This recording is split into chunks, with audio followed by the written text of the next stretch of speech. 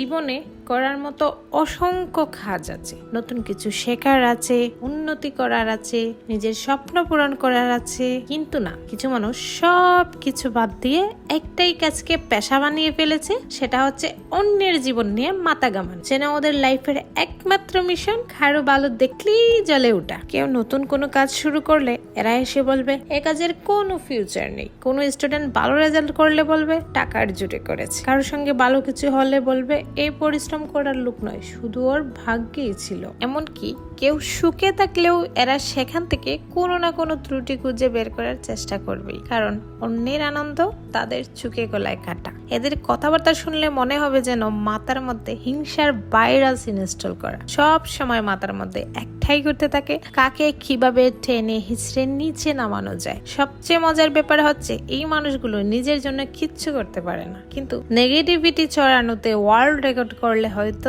Nobel প্রাইজটা ওরাই পেত। এদের জন্য সত্যি এবার একটা অ্যাওয়ার্ড হওয়া উচিত, master of jealous and gossip. এদের ফিলোসফি একটাই, আমি কিছু করবো না, কারো ভালো আমি হতেও দেব না। এরা হাসে না, মোটিভেট করে না, তারা শুধু মানুষকে ডিমোটিভেট করে।